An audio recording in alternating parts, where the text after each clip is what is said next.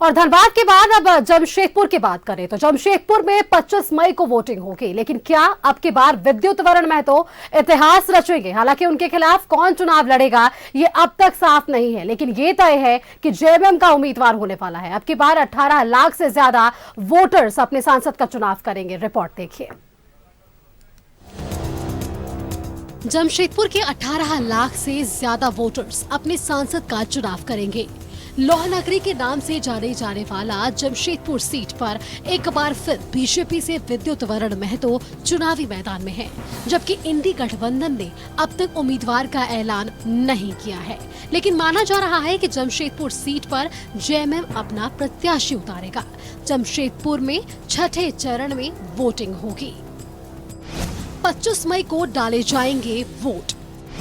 6 मई तक भरे जा सकेंगे नामांकन। 7 मई को नामांकन पत्रों की जांच। 9 मई तक वापस लिए जा सकेंगे नाम। 4 जून को वोटों की गिनती। पूर्वी सिंहभूम की 6 विधानसभा क्षेत्र में 1887 मतदान केंद्र पर 18 लाख से ज्यादा वोटर्स मतदान करेंगे। 2019 के मुकाबले 2024 में 9,296 मतदाता बढ़े हैं। कुल मतदाता 18,30,867। पुरुष मतदाता 9,18,616। महिला मतदाता 9,12,122। First time voters 44,127। Jamshedpur Lok Sabha क्षेत्र पूर्वी सिंहभूम जिले में है, जो बंगाल और उड़ीसा की सीमा तक फैला हुआ है। जमशेदपुर लोकसभा क्षेत्र में विधानसभा की 6 सीटें बहरागोड़ा, घाटशिला, पोटका, जुगसलाई, जमशेदपुर पूर्वी और जमशेदपुर पश्चिमी।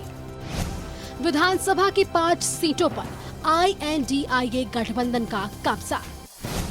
बहरागोड़ा, घाटशिला, पोटका और जुगसलाई में जेएमएम के विधायक। जमशेदपुर पश्चिमी सीट पर कांग्रेस के विधायक। जमशेदपुर पूर्वी पर निर्दलीय सरयू राय का कब्जा। जमशेदपुर सीट से विद्युत वरण महतो पिछले 2 बार से सांसद हैं। 2014 और 2019 में विद्युत वरण महतो ने चुनाव जीता था। वहीं 2024 में भी वो ताल ठोक रहे हैं। 2019 में बीजेपी के विद्युत वरण महतो ने दर्ज की थी जीत। विद्युत वरण महतो को मिले थे 6,79,632 वोट। जेएमएम के चंपाई सोरेन को मिले थे 3,77,542 वोट। विद्युत वरण महतो ने 3,02,090 वोट से दर्ज की थी जीत। जमशेदपुर सीट पर भी एनडीए और इंडिया में सीधा मुकाबला माना जा रहा है। हालांकि अब तक का इतिहास रहा है कि कोई भी लगातार 3 बार सांसद नहीं बना है। ऐसे में क्या अब की बार विद्युत वरण महतो इतिहास रचेंगे? Bureau report, news 11 Bharat. और चलिए आपको सीधे लिए चलते हैं जमशेदपुर, जहां से हमारे साथ संवाददाता मनोज जुड़े हुए हैं कुछ दर्शकों के साथ। मनोज, देखिए राजनीतिक समीकरण क्या कुछ है, ये रिपोर्ट हमने देखी, लेकिन इस बार मुद्दा क्या कुछ होने वाला है जनता के बीच, क्योंकि चुनाव बेहद नजदीक और वोटिंग की तारीखों का ऐलान हो चुका है। 25 मई को वहां पर वोटिंग, और इस बार जनता का मिजाज क्या कुछ है मनोज? इस बार भी जो जनता है, जनता के सामने एक सबसे बड़ी समस्या जो है वो रोजगार की रहती है। रोजगार और पलायन कर रहा था, और साथ साथ महंगाई। ये 2 मुद्दा जब कभी भी चुनाव आता है, चाहे वो लोकसभा का हो या विधानसभा का हो, ये मुद्दा छाया रहता है। लेकिन क्या वाकई इस बार जमशेदपुर निर्वाचन क्षेत्र में क्या मुद्दा है और क्या आम जनता क्या चाहती है, ये भी समझने की जरूरत है। हमारे साथ कुछ लोग हैं जिस बाजार में है, उसमें एक चाचा, एक चीज बताइए चाचा, चुनाव वोट करते हैं ना, तो इस बार क्या चाहिए, कैसा प्रत्याशी चाहिए? अभी मैंने क्या माहौल होगा सर, अभी क्या हम बोल सकते हैं? प्रत्याशी कैसा चाहिए? अभी तो मैंने कि अभी कुछ पता नहीं चल रहा है। देखिए, ये निश्चित तौर पे ये वोटर है, वो वोटर है जो अपना जो है वो पत्ता नहीं खोलते हैं। और जाहिर सी बात है कि जब चुनाव का वक्त आता है और चुनाव में जब वोटिंग हो जाता है, उसके बाद वोटर जो है अपना पत्ता खोलते हैं। वोटिंग के बाद जब काउंटिंग होता है, लेकिन अभी इस बार जमशेदपुर की बात करें तो जमशेदपुर में अभी सिर्फ भारतीय जनता पार्टी ने अपने प्रत्याशी को मैदान में उतारा है। वही महागठबंधन की तरफ से किसी भी प्रत्याशी के नाम की घोषणा नहीं हुई है, लेकिन इतना जरूर कयास लगाया जा रहा है कि झारखंड मुक्ति मोर्चा ने यहां पर प्रबल दावेदारी ठोक दी है और झारखंड मुक्ति मोर्चा के प्रत्याशी यहां पर हो सकते हैं। हालांकि इससे पहले कांग्रेस पार्टी ने भी अपना दावा ठोका था, लेकिन इतना जरूर है कि इस बार 3 बार इस लोकसभा क्षेत्र से कोई भी प्रत्याशी जो है कि लगातार हैट्रिक नहीं बना पाया है। और इस बार देखना पड़ेगा कि क्या वाकई विद्युत बरण महतो हैट्रिक बना पाएंगे, क्योंकि अगर हैट्रिक बनाते हैं तो ये रिकॉर्ड तोड़ेंगे जो अब तक। बिल्कुल मनोज, देखिए राजनीतिक समीकरण क्या कुछ है ये हमारे दर्शक समझ पा रहे हैं, लेकिन इस बार जनता का मिजाज क्या है, मूड क्या है? क्योंकि आप भी ये बात कर रहे हैं कि रोजगार को लेकर लगातार इस मुद्दों पर बातचीत होती है, वहां कुछ जनता है उनसे बात करने की कोशिश कीजिए कि उनका इस बार क्या कुछ विकास का मुद्दा होने वाला है, रोजगार का मुद्दा होने वाला है, किन मुद्दों को लेकर इस बार वो चुनाव में शामिल होने वाले हैं। देखिए बताएंगे भैया, इस बार वोट तो आप लोग करेंगे, कौन क्या मुद्दा होना चाहिए, किस मुद्दे को लेकर वोट? विकास का। पता है कि यहाँ से भारतीय जनता पार्टी के प्रत्याशी आए हैं, बाकी प्रत्याशी के भारतीय जनता पार्टी का तो विद्युत बरण महतो है और जेएमएम का वगैरह का हमको उतना मालूम नहीं। तो रोजगार तो मुद्दा हर बार रहता है और रोजगार के साथ साथ जो महंगाई है ये मुद्दा रहता है, ये दोनों मुद्दा हर चुनाव में रहता है। लेकिन इस बार क्या आपको लग रहा है कि अब तक जो हुआ है क्या इससे और अच्छा होना चाहिए, और क्या होना चाहिए आपके विचार से? अच्छा ही हो चाहिए, पहले से बेहतर हो तो और अच्छा है। क्या बेहतर, क्या चीज चाहते हैं? रोजगार, विकास, सुरक्षा भी एक बड़ा सवाल होता है। सुरक्षा तो बहुत ही लचर व्यवस्था में है। सही आपने कहा कि देखिए निश्चित तौर पे रोजगार और बेरोजगारी ये मुद्दा तो है ही, लेकिन हमारे साथ एक लोग और हैं, इनसे भी जानने की कोशिश करेंगे। चुनाव आ गया है, हाँ, क्या मुद्दा पर आप वोट करेंगे? मुद्दा क्या होगा, क्या चीज चाहिए उस प्रत्याशी से आपको? क्या चीज चाहिए मतलब रोजगार होना चाहिए, रोजगार के साथ साथ महंगाई कम होना चाहिए, हाँ, महंगाई चाहिए, क्या चाहते हैं? देखिए महंगाई जो है सबसे बड़ा पहले बात तो कम होना चाहिए, और महंगाई के समय जो हम लोग का रोजगार है फुटपाथ वो लगना चाहिए, और क्या बोलेंगे हम। सुरक्षा का भी एक बड़ा सवाल रहता है कि लोग कम से कम मनोज इनसे जानने की कोशिश कीजिए कि केंद्र की सरकार और राज्य की सरकार भी कई योजनाएं जो है वो चला रही है, क्या इन योजनाओं का लाभ आम जनता तक पहुंच रहा है, ये भी सवाल उनसे जानने की कोशिश कीजिए। एक चीज बताइए कि केंद्र सरकार भी योजना लेकर आई है, राज्य सरकार भी योजना चला रही है, तो क्या ये योजना का लाभ या ये योजना आप तक पहुंच रहा है? आप समझ रहे हैं कि केंद्र का क्या योजना है, राज्य सरकार का क्या योजना है, जानकारी है? नहीं। देखिए निश्चित तौर पे सही की बात है, केंद्र और राज्य की जो योजना है वो आम लोग समझ नहीं पा रहे, ये आम जनता है। और जाहिर सी बात है कुछ महिलाएं भी है। दीदी थोड़ा चुनाव आ गया है, दीदी चुनाव आ गया है, वोट करेंगे तो महिला सुरक्षा एक बड़ा सवाल होता है कि महिलाएं सुरक्षित होकर घर से निकले, तो क्या लगता है कि आप सुरक्षित महसूस करते हैं इस राज्य में, इस देश में? नहीं, वैसा तो सुरक्षित महसूस नहीं करते हैं। अब आदमी को जब निकलता है तो थोड़ा सा घर से डर ही रहता है। लेकिन एक चीज और सवाल है कि लोग कहते हैं कि भाई आधी आबादी को पूरा अधिकार मिल गया है, मोदी जी ने बहुत कुछ दिया है कि भाई आधी आबादी को महिलाओं का भी अधिकार मिल गया है, क्या कहते हैं?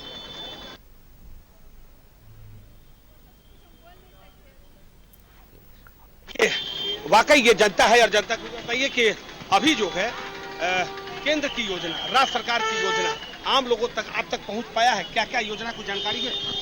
कुछ भी जानकारी नहीं है। जानकारी सरकार की योजना आप कभी समझे हैं कि सरकार की योजना आपको नहीं? कभी उधर ध्यान ही नहीं दिया मैंने, सरकार की योजनाओं की तरफ कभी ध्यान नहीं। उस पर आपने ध्यान नहीं दिया। एक बताइए, अभी चुनाव का वक्त आ गया है, ये बड़ा मतलब एक महापर्व होता है, और इस महापर्व में आप किस मुद्दे को लेकर वोट करेंगे? आपका प्रत्याशी कैसा हो, क्या काम करने वाला हो?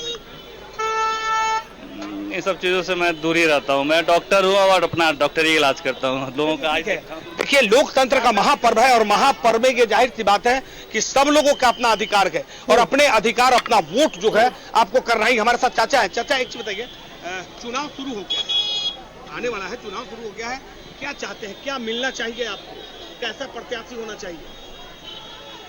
प्रत्याशी तो वही होना चाहिए जो पुराना था, वही होना चाहिए। हाँ ठीक है, पुराने हैं वही होना चाहिए, लेकिन मुद्दा क्या होगा? क्योंकि हर बार तो दो मुद्दा बराबर रहता है कि भाई महंगाई कम होना चाहिए और बेरोजगारी खत्म होनी चाहिए। खत्म होना चाहिए।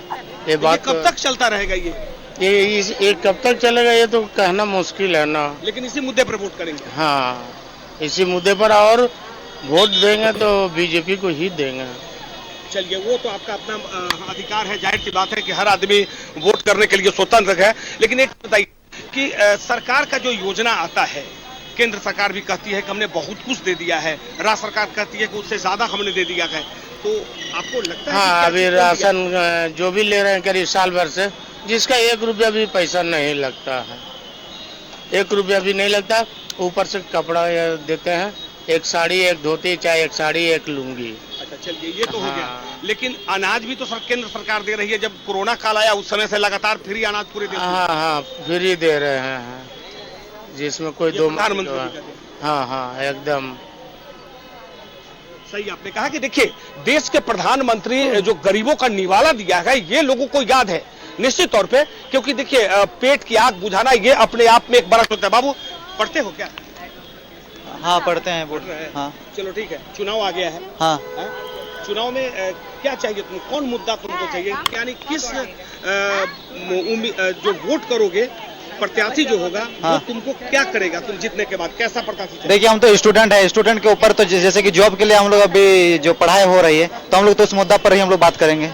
जैसे हम लोग को ये जॉब हो रही है, फिर एग्जाम पेपर हो रही है, एग्जाम पेपर होने के बाद रिजल्ट आने के पहले, एग्जाम के दिन या रिजल्ट होने के पहले पता चल रही है कि उसके लीक हो गए, तो इसको रोकथाम कैसे किया जाए, इसके लिए हम लोग इस मुद्दा पर करना चाहेंगे। सही कहा आपने कि देखिए, हर विद्यार्थी चाहता है कि भाई कम से कम परीक्षा, मेहनत कर रहे हैं, परीक्षा हो तो कम से कम पेपर लीक नहीं हो और समय पर रिजल्ट आ जाए। हाँ। तो झारखंड में ऐसा रिजल्ट आ रहा है क्या समय पर? नहीं, समय पर तो अभी कहाँ आ रही है उतना, जो अभी क्या बोलते हैं, एग्जाम सब का जो निकली हुई है। जैसे कि हम लोग देख सकते हैं उत्पाद सिपाही एक वो 2019 में आई थी, फिर 2023 में, लेकिन अभी तक एग्जाम ही उसका कहाँ हो पा रही है, अभी तक तो नहीं हुई है उसकी एग्जाम। यानी इस पर रोजगार बड़ा मुद्दा हो। हाँ, रोजगार बड़ा मुद्दा के ऊपर चर्चा होनी चाहिए। सही आपने कहा कि देखिए, विद्यार्थी हैं और जाहिर सी बात है कि रोजगार एक बड़ा मुद्दा है। और आपके बगल में उनसे भी बात करने की कोशिश कीजिए, वो क्या कुछ कह रही है इस बार।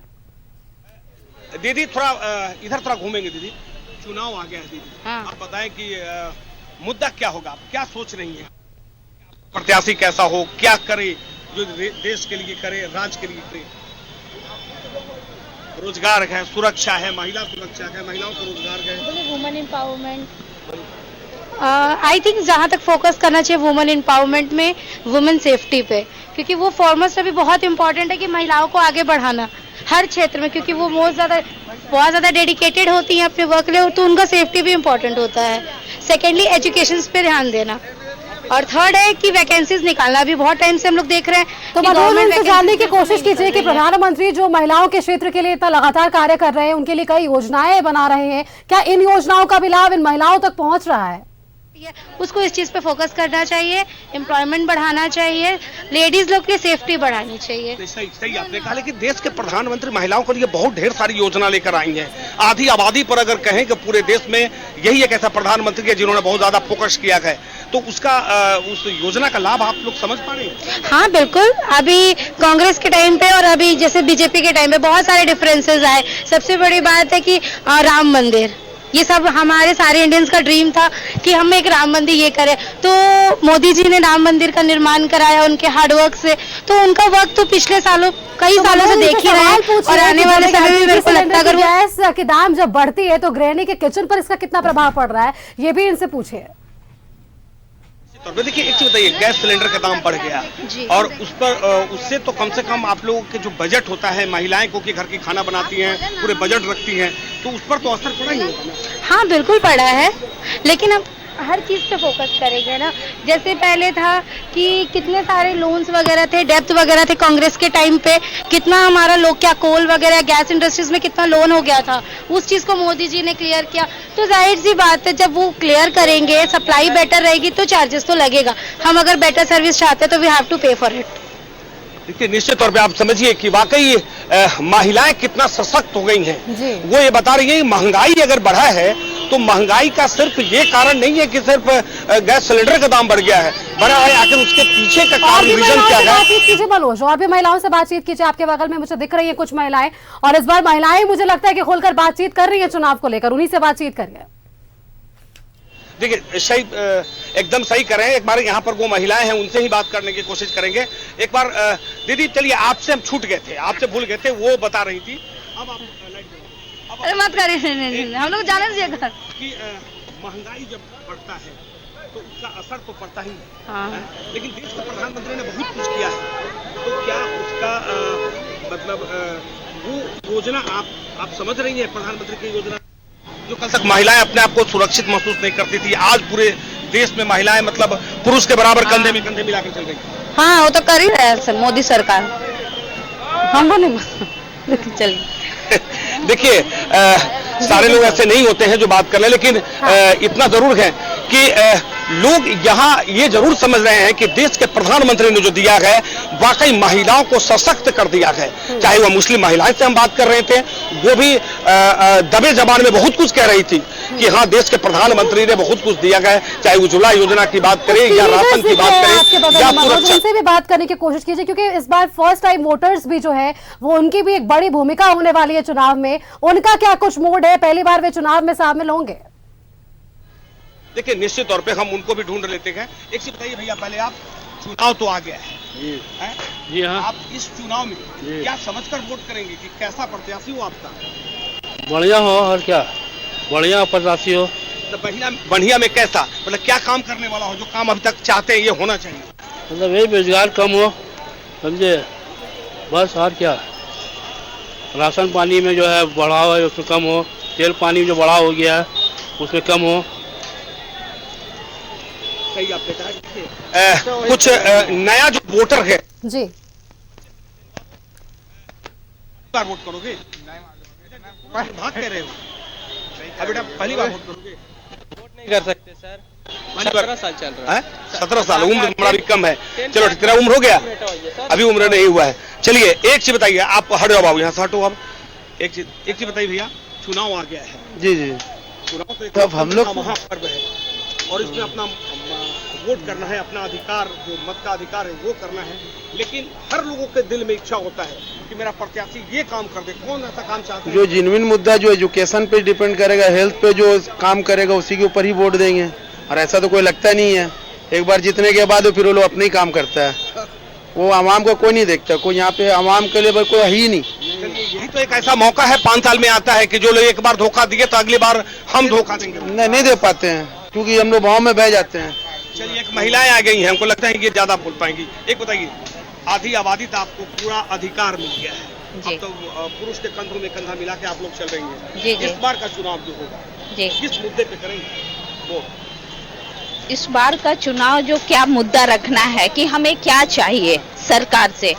देखिए हमारा जमशेदपुर शहर तो बहुत सुंदर है, बहुत सारे पार्क बन रहे हैं, लेकिन विडंबना ये है कि ये जमशेदपुर धीरे धीरे सीनियर सिटीजन बनता जा रहा है। सीनियर सिटीजन बनने के कारण है कि बच्चों को सही एजुकेशन के लिए सही कॉलेज नहीं मिल रहा है, सही स्कूल नहीं है, तो बच्चे पढ़ने के लिए माँ गार्जियन जो है मजबूरन बाहर भेज दे रहे हैं। अब बच्चे बाहर पढ़ने के बाद ये छोटे से शहर में उनके वहाँ पर जो एजुकेशन मिल रहा है उसके अनुसार यहाँ पर उनको वो फैसिलिटीज नहीं मिल रही है, जॉब नहीं मिल रहा है, तो मजबूरन वो बाहर रह जा रहे हैं और बुजुर्ग माता पिता सीनियर सिटीजन बन के यहाँ पर रह रहे हैं। तो बच्चों और गार्जियन के बीच में एक दूरी आ जा रही है। तो इस बार की हमारी मांग यही है कि हमारे सुंदर से शहर में सुंदर कॉलेज, सही एजुकेशन और उसके साथ उस एजुकेशन के साथ उनको जॉब भी यहाँ मिलने के लिए कंपनी बनना चाहिए, फैक्ट्री बनना चाहिए, ताकि हमारे बच्चे हमारे शहर में ही रहे और अपने परिवार के साथ जुड़े रहे। आपने कहा लेकिन वीमेन यूनिवर्सिटी झारखंड का यह पहला यूनिवर्सिटी जमशेदपुर को ही मिला है जो महिलाओं के लड़कियों के लिए, तो वो तो एक बड़ी उपलब्धि है। कॉलेजेस है लेकिन उसके हायर एजुकेशन, यहाँ का एजुकेशन, और आप बैंगलोर चले जाइए, पुणे चले जाइए, अमेठी चले जाइए, चंडीगढ़ यूनिवर्सिटी, उसकी जैसा यहाँ एजुकेशन नहीं है ना। यहाँ से जो बच्चे निकलते हैं पढ़ के, क्या अच्छे कंपनीज में उनको जॉब मिलता है? नहीं मिलता है। लेकिन अमिटी यूनिवर्सिटी, चंडीगढ़ यूनिवर्सिटी, बड़े बड़े यूनिवर्सिटी, भुवनेश्वर में इंजीनियरिंग करने के बाद बच्चों को अच्छे जगह पे जॉब मिलता है ना। यहाँ की सैलरी पैकेज इतना कम है कि उस सैलरी में बच्चे अपने आप को नहीं पाल पाते हैं, तो शादी करने के बाद अपने परिवार और अपने गार्जियन को कैसे पालेंगे। आपने कहा कि देखिए निश्चित तौर पे ये हायर एजुकेशन की बात कर रही है कि यहाँ पर वैसा कॉलेज हो, हायर एजुकेशन का हो, जो यहाँ के विद्यार्थी यहीं पढ़े और यहीं शिक्षा लेने के बाद उनको रोजगार यहीं मिले अपने, क्योंकि ये झारखंड की आर्थिक राजधानी बिल्कुल मनोज, तो रोजगार समेत शिक्षा, स्वास्थ्य, सड़क ये हमेशा से मुद्दे रहे हैं और यही मुद्दा इस बार वापस से जनता के बीच है। और जनता साफ तौर पर इसकी मांग कर रही है कि जो व्यवस्था सरकार हमें दे रही है उस व्यवस्थाओं को सही रूप से जनता के बीच लाना है ताकि जनता को उसका सीधा लाभ मिल सके। आपका बहुत बहुत धन्यवाद मनोज हमारे साथ जुड़ने के लिए और ये दर्शकों से बातचीत करने के लिए कि चुनाव बेहद नजदीक और इस चुनाव के बीच जनता का इस बार का मूड क्या है। कहते हैं कि चुनाव जब नजदीक आता है तो सड़क